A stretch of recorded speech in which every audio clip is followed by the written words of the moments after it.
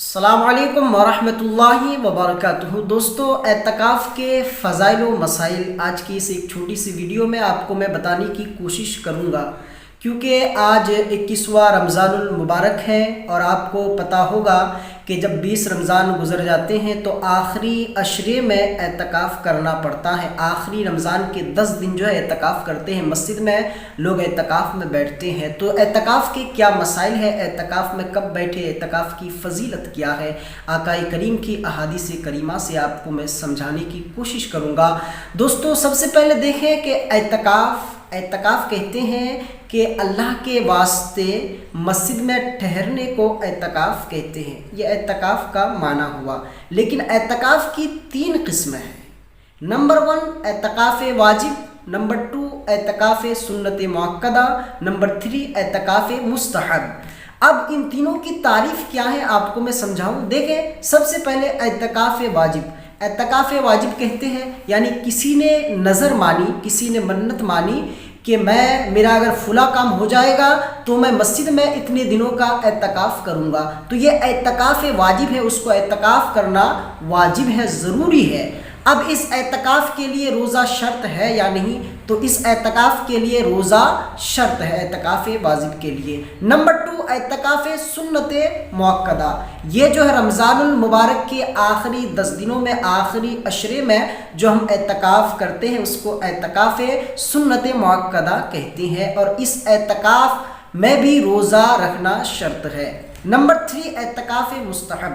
اعتکاف مستحب کہتے ہیں جیسے کہ آپ مسجد میں گئے تھوڑی دیر ٹھہرے، جیسے کہ سونے کے من ہوا، تھوڑی دیر آرام کرنے کا من ہوا تو اس وقت اعتکاف کی نیت کر لیں، تو یہ اعتکاف مستحب ہے، آپ کو ثواب ملے گا۔ جب بھی مسجد میں جائے تھوڑی دیر اگر ٹھہرنے کا ارادہ ہو تو آپ اعتکاف کی نیت کر لیں، یہ اعتکاف مستحب ہے اور اس اعتکاف میں روزہ شرط نہیں ہے۔ تو یہ 3 قسمیں اعتکاف کی، اعتکاف واجب، اعتکاف سنت مؤکدہ اور اعتکاف مستحب۔ اور دوسری چیز میں آپ کو بتاؤں کہ اعتکاف سنت مؤکدہ کو اعتکاف سنت کفایہ بھی کہتے ہیں، یعنی جیسے کہ کسی گاؤں میں ایک مسجد ہے اور اس مسجد میں اگر گاؤں کے کوئی بھی افراد اعتکاف میں نہیں بیٹھا تو پورے گاؤں والے جو ہے گنہگار ہوں گے، بیٹھنا چاہیے۔ اگر پورے گاؤں والوں میں سے ایک آدمی بھی اعتکاف میں بیٹھ گئے تو وہ سنت ادا ہو جائے گی، سارے لوگ جو ہے بری الذمہ ہو جائیں گے۔ تو دوستو، یہ اعتکاف کے مسائل ہیں۔ تو دوستو، اب تیسری چیز یہ آپ کو میں بتاؤں کہ اعتکاف میں اگر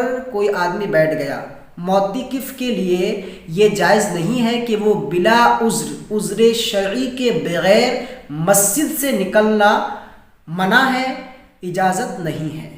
عذر شرعی اگر ہو تو آپ مسجد سے نکل سکتے ہیں، کوئی ضرورت کے تحت، سمجھے؟ تو مسجد سے نکلنا یہ جائز نہیں ہے، آپ کو مسجد ہی میں کھانا پینا، سونا اور مسجد کے جو باتھ روم وغیرہ ہے، جو غسل خانہ ہے، اسی کو یوز کرنا ہے، آپ کو مسجد ہی میں سب کرنا ہے۔ تو یہ اعتکاف میں بیٹھنے کی نیت آپ کر لیں گے، اعتکاف کے جو مسائل ہیں اس کو جان لیں گے تو آپ کے لیے بے حد ضروری ہوگا۔